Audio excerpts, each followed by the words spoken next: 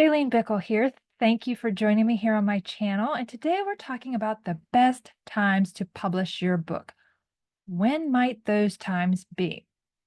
Well, last week I discussed the two worst times to publish your book. And so I thought I'd follow that up with the best times.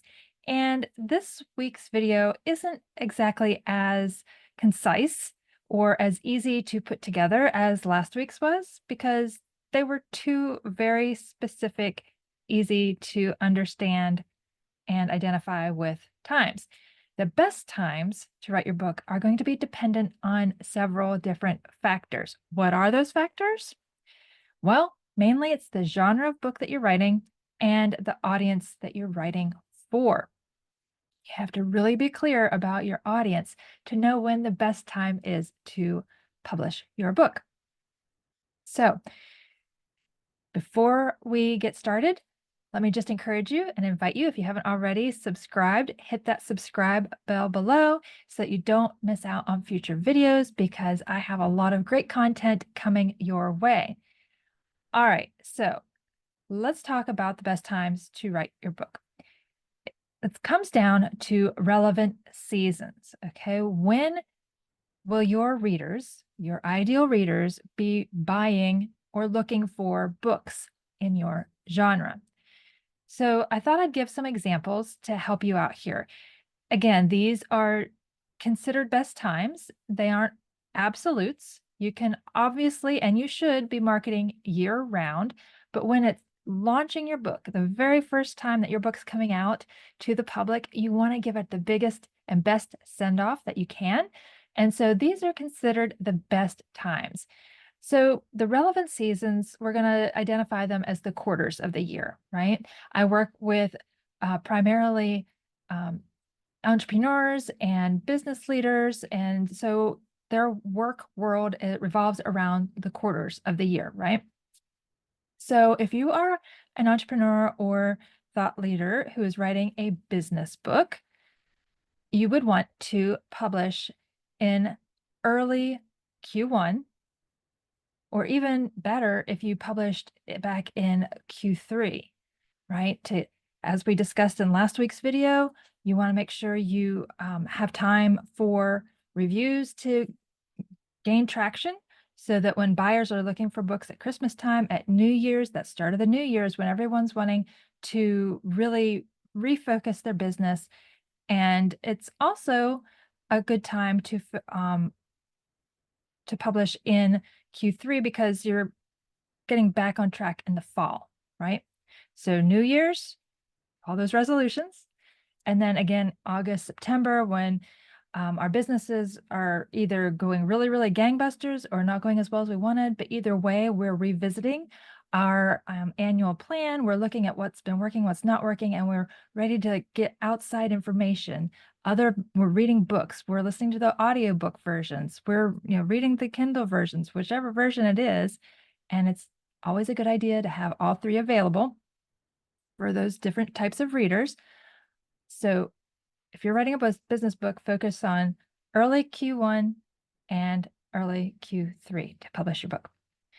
If you are writing fiction or travel books, late Q2 is when you can take advantage of the summer beach read and travel rush season. Are you writing children's books or devotionals or general gift books? Well, all of those would be great to publish in Q1 for Easter or Mother's Day or Father's Day gifts, right? Or maybe even early Q4, like October, early November for the Christmas season. If you write a day planner, those yearly planners, obviously you want to publish early Q4 so that you can take advantage of having them available right at the beginning of the year. And of course, what does everyone buy at Christmas time? They buy gifts for loved ones. And a lot of people want those planners right at the beginning of the year. And actually, if you have those books published in October, that's even better, the planners, because I know a lot of entrepreneurs who start their annual planning for the following year in November. Okay. Some as early as October, but it's really becoming trendy to start doing their planning in November. So if you have any type of planner at all in your mind, try to publish in late September, early October, so they're available for everyone when they're really seeking them in November and December. Writing a fitness or health book or a self-development book, again, same time frame, early Q4 or early Q1 for those New Year's buys. And of course, early Q2 is good for fitness books because what? Summer's coming up and everyone wants to improve their body image in time for summer, right? So those are some general ballparks of when the best time to write. But again, do research for what your book is, okay? And don't let that be the only barometer either, because you want to also take into consideration any personally meaningful dates. So, for example, if you're an entrepreneur and your business is coming up on, say, a 5-year anniversary, you might consider publishing your book on that 5-year anniversary date, right? Or if it's your birthday and you just thought would be really, really super fun to publish on your birthday, that might be good, but also take into consideration when people are buying their books, right? It might be perfect timing for you in your mind. Hey, let's celebrate my birthday with a book. But if it's in the wrong season for your readers, it might fall a little flat. It's not to say you won't sell any books, but like I said, you want that launch to be the best that it can be. So take that into consideration. Another thing that you might consider for publishing dates are any, just general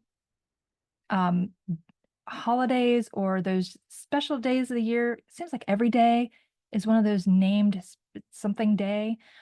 So if there's something in your genre that it's that special name day, like a few weeks ago, it was National Donut Day. And I mean, if you're writing a book and you own a donut shop, that might be a good time to write a book or to launch the book. So be creative, think outside the box, while also taking into consideration the buying habits of your readers. So, as you can see, there is no one single best time to publish a book, which is actually a good thing because you don't want every author publishing on the same day, right? That would just be a glut of information. It would be way too much competition. So just do your research. And also, if you are a Christian writer like I am, I encourage you to pray about it. Invite God into the process. See what He has to say and follow His leading as to when you should publish your book. So, those are some things to get you thinking about. I would love to hear your feedback. What resonated with you, what may have worked for you in the past. If you've published before, let us know, share in the comments. But if you'd like help and assistance in the writing and self-publishing of your book, know that I have a lot of valuable free resources available for you that you can download for free. I also offer a free discovery call for individuals who are interested in learning more about ghostwriting and book coaching. So be sure to click those links in the caption below to learn more.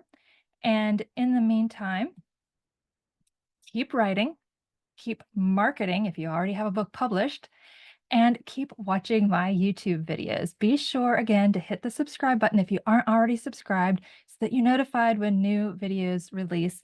And I have lots of content coming down the pike. And you want to know when they go live. And speaking of lives, I'm considering doing some Q&A, some live sessions. And I would love to know, what are some of your burning questions? What are some challenges that you're facing in your writing journey these days? Let me know that as well in the comments so that I can take that into consideration, because I want these lives to be valuable and I want them to be relevant to what your issues are right now. And I will take everyone's feedback into consideration and go with the majority rule. And so be looking for that in the future too. And again, to know when those are going to be happening, be sure to subscribe. Until next time, keep watching. God bless.